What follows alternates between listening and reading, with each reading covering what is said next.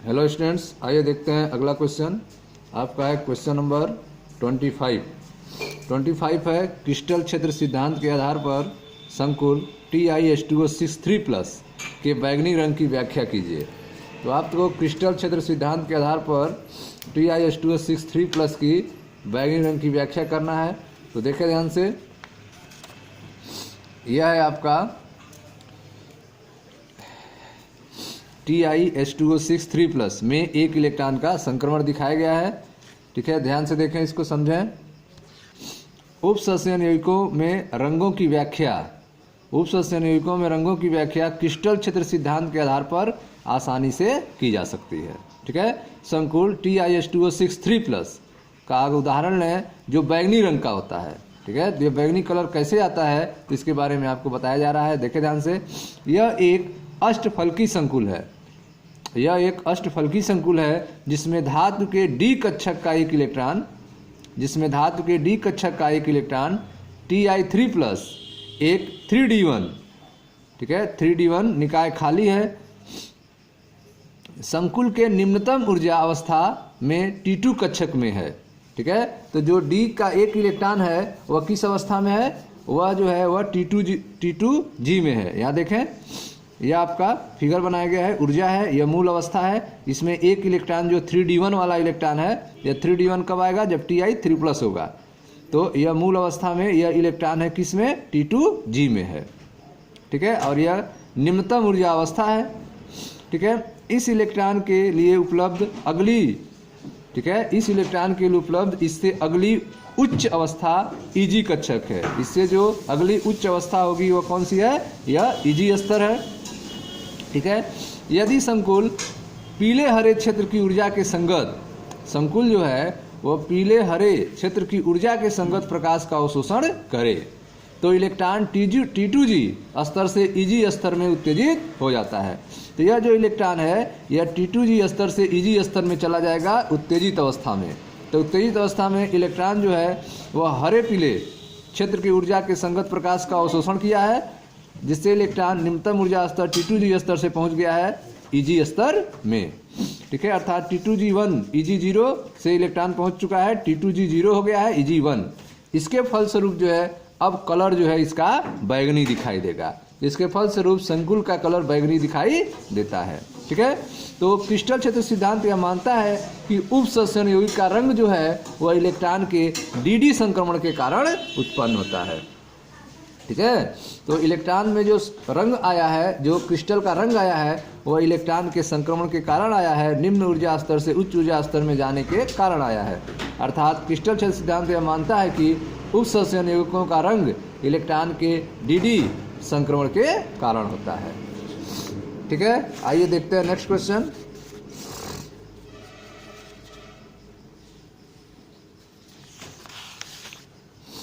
Question number है आपका 26 है किलेट प्रभाव का क्या तात्पर्य है, एक उदाहरण दीजिए।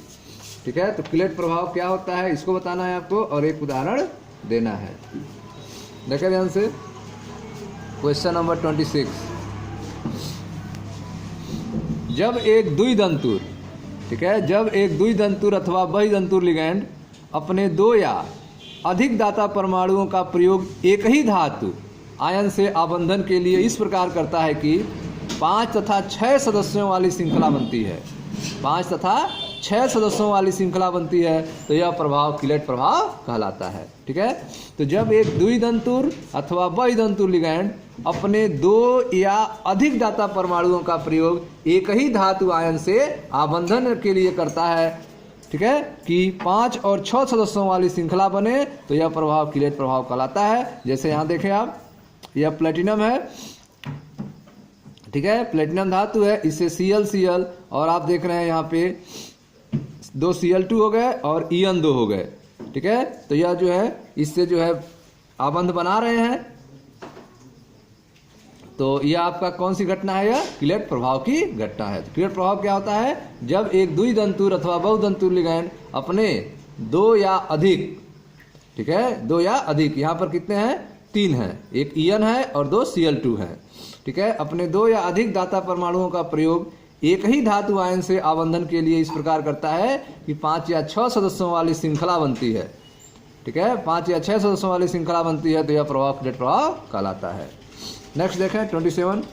प्रत्येक का एक उदाहरण देते हुए निम्नलिखित में उपसंचयन की भूमिका पर संक्षिप्त विवेचना कीजिए। पहला है जैव प्रणालियाँ, औषध रसायन, विश्लेषणात्मक रसायन, धातुओं का निष्कर्षण, धातु कर्म। देखें ध्यान से क्वेश्चन नंबर 27। देखें जैव प्रणालियाँ, जैव प्रणालियों में उपसंचयन यौगिकों की भूमिका।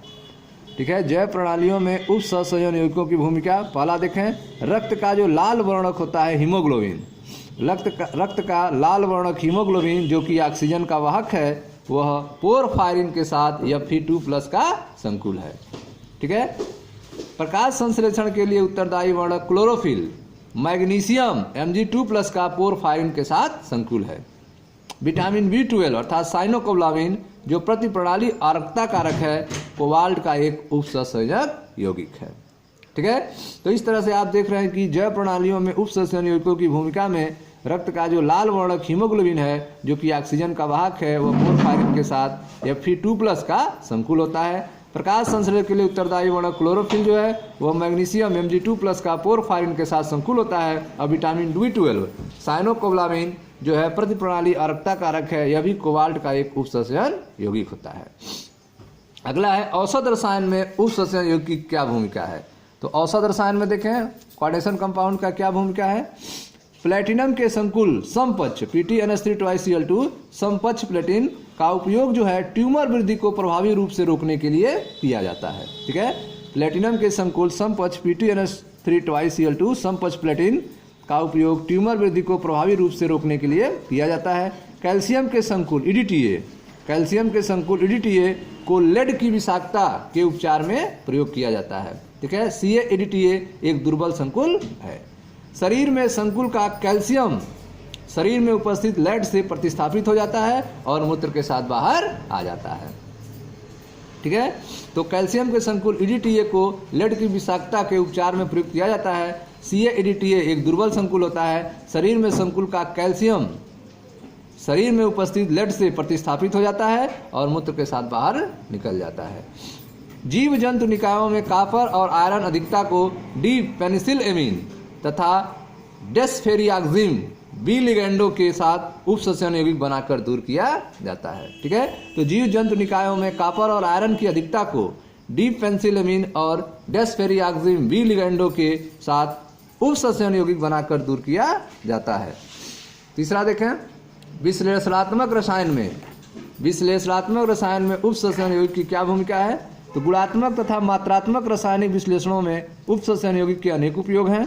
पहला देखें गुणात्मक रासायनिक विश्लेषण में कॉपर आयन की जांच नीले रंग के संकुल टेट्राएमीन कॉपर सेकेंड आयन बनने पर निर्भर होता है। ठीक है, Cu2+ आयन की जांच जो है वह नीले रंग के संकुल टेट्राएमीन कॉपर सेकेंड आयन के बनने पर निर्भर होता है।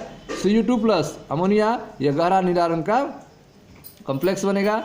निकिल आयन की जांच लाल रंग के संकुल डाइमेथिल ग्लाइक्सिम के बनने से की जाती है। ठीक है, निकिल आयन की जांच जो है लाल रंग के संकुल डाइमेथिल ग्लाइक्सिम बनने से की जाती है। यह NiCl2 2DMG dimethyl ग्लाइक्सिम 2DMG plus 2NH4OH यह आपका बनेगा निकल बिस डाइमेथिल ग्लाइक्सिमेट, निकल बिस dimethyl ग्लाइक्सिमेट plus 2NH4Cl plus 2H2O।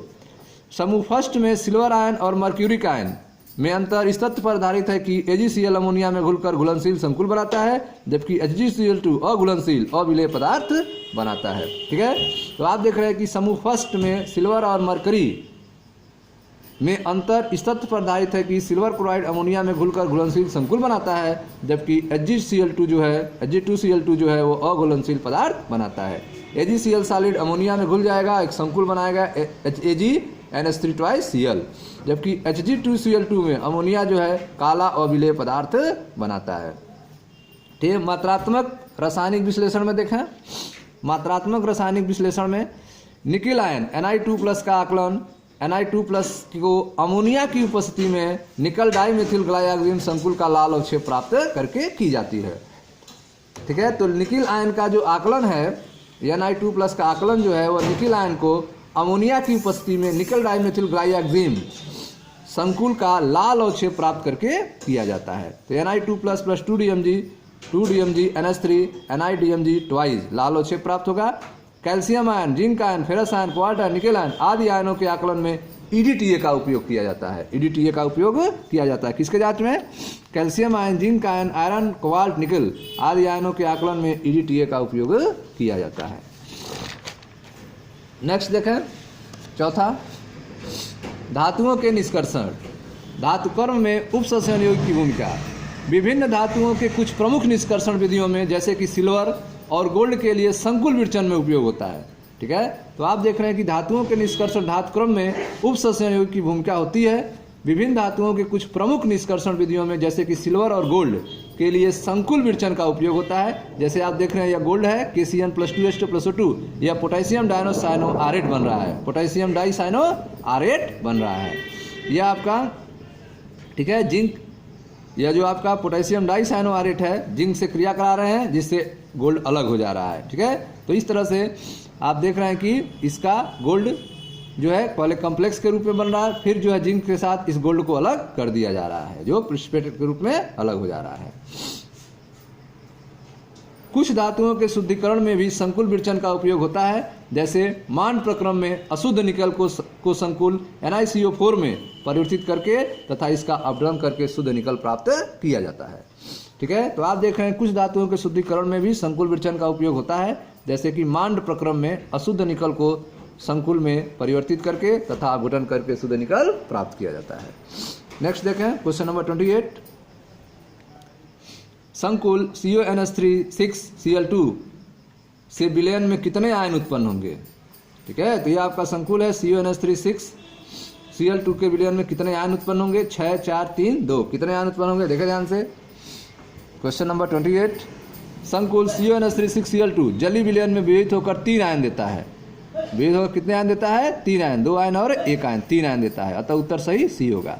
तो CONH3 यह जलीय विलयन में टूट जाएगा, यह आपका कॉम्प्लेक्स बनेगा CONH3 और 2Cl-। तो कितने आयन होगा? यह 2 आयन हो गया, 1 आयन हो गया, अर्थात उत्तर सी होगा। तो उत्तर सी क्या है? 3 आयन। अब आते हैं नेक्स्ट क्वेश्चन। क्वेश्चन नंबर है आपका 29 पूछ रहा है, निम्नलिखित आयनों में से किसके चुंबकीय आघूर्ण का मान सर्वाधिक होगा? चुंबकीय आघूर्ण का मान किसका अधिक होगा? तो पहला है CrH2O6 3+, FeH2O6 2+, और है ZnH2O6 2+। तो आइए देखते हैं इसको। क्वेश्चन नंबर 29 देखें ध्यान से। दिए गए संकुलों में धातुओं की ऑक्सीकरण अवस्था इनके इलेक्ट्रॉनिक विन्यास के साथ इस प्रकार है। तो जो भी संकुल दिए गए हैं उनकी ऑक्सीकरण अवस्था निकालें इलेक्ट्रॉनिक विन्यास के साथ। तो पहला है CrH2O6 3+, ठीक है, CrH2O6 3+। तो Cr3+, 3D3 आएगा इसका इलेक्ट्रॉनिक विन्यास। जो बाहरी कक्षा होगी वो होगी 3D3 विन्यास, और युग्मित इलेक्ट्रॉन की संख्या कितनी आएगी? 3 आएगी।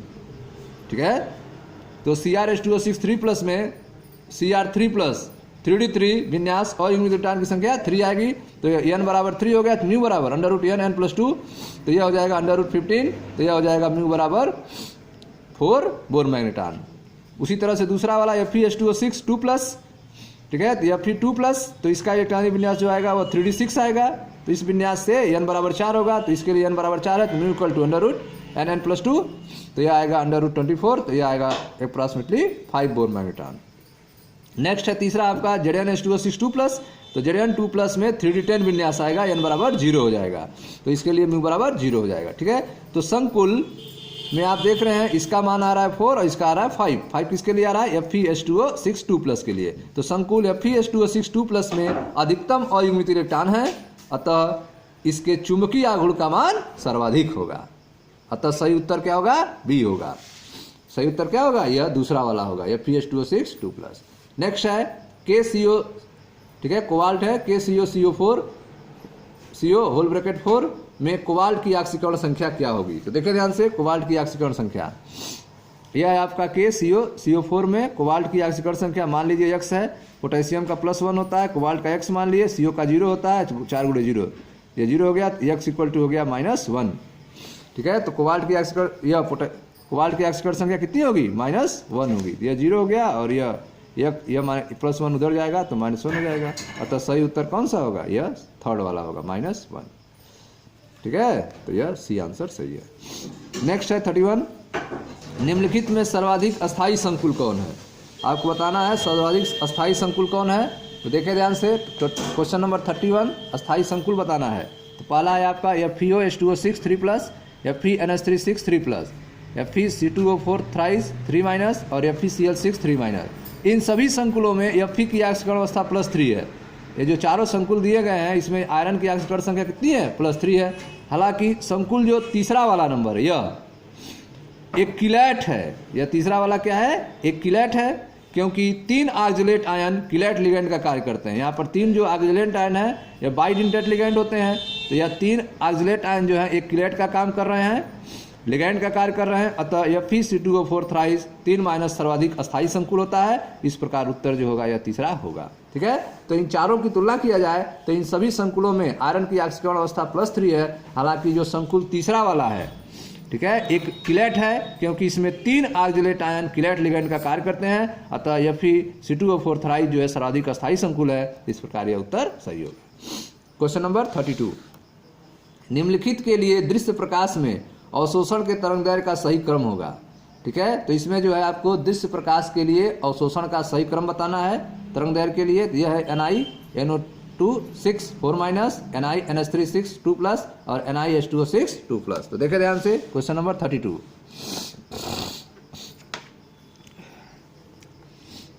NiNO2 6 4-, NiNH3 6 2+, और NiH2O6 2+ है। ठीक है, सभी दिए गए संकुलों में निकल धातु +2 ऑक्सीकरण अवस्था में है। जो भी संकुल दिए गए हैं इसमें निकल धातु की ऑक्सीकरण अवस्था कितनी है? +2 है। सभी दिए गए संकुलों में निकल धातु की +2 ऑक्सीकरण अवस्था में है। स्पेक्ट्रमिक रासायनिक श्रेणी के अनुसार लिगेंडों की प्रबलता का क्रम, ठीक है, तो जो स्पेक्ट्रमिक रासायनिक श्रेणी आपको बताई गई है उससे अगर लिगेंड की प्रबलता देखा जाए तो सबसे कमजोर लिगेंड H2O होगा, उसके बाद NH3 होगा, उससे मजबूत NH3 होगा, सबसे मजबूत जो होगा वो NO2- होगा। ठीक है, तो यह सबसे मजबूत लिगेंड है NO2-, उसके बाद NH3 और सबसे कमजोर H2O होगा। उत्तेजन के लिए ऊर्जा का अवशोषण क्रम निम्न प्रकार होगा। अगर उत्तेजन के लिए ऊर्जा का क्रम देखा जाए तो यह सबसे मजबूत लिगेंड है, तो NiNO2 6 4- यह सबसे अधिक हो गया। उसके बाद NiNH3 6 2+, उससे कमजोर सबसे कमजोर NiH2O6 2+ होगा। ठीक है, तो यह उत्तेजन के लिए ऊर्जा का अवशोषण क्रम है। तो E बराबर Sc/λ होता है। ठीक है, या E जो है प्रोपोर्शनल हो गया आपका, इन्वर्सली प्रोपोर्शनल है 1/λ का। तो एनर्जी जिसकी अधिक होगी उसके लिए लैम्डा का मान कम होगा, अर्थात तरंगदैर्घ्य क्या होगा? इसका विपरीत क्रम में होगा। अतः तरंगदैर्घ्य का क्रम विपरीत होगा। इस प्रकार जो है पहले जो आएगा वो होगा यह, उसके बाद यह और उसके बाद यह। तो NiH2O6 2+ greater than NiNH3 6 2+ greater than NiNO2 6 4-। तो यह इसका क्रम हो गया, आपका तरंगदैर्घ्य का यह क्रम हो गया। ठीक है स्टूडेंट्स, मैं मनीष गुप्ता अपने चैनल में आपका स्वागत करता हूं। वीडियो को आप लाइक करें, शेयर करें, चैनल को सब्सक्राइब करें। धन्यवाद।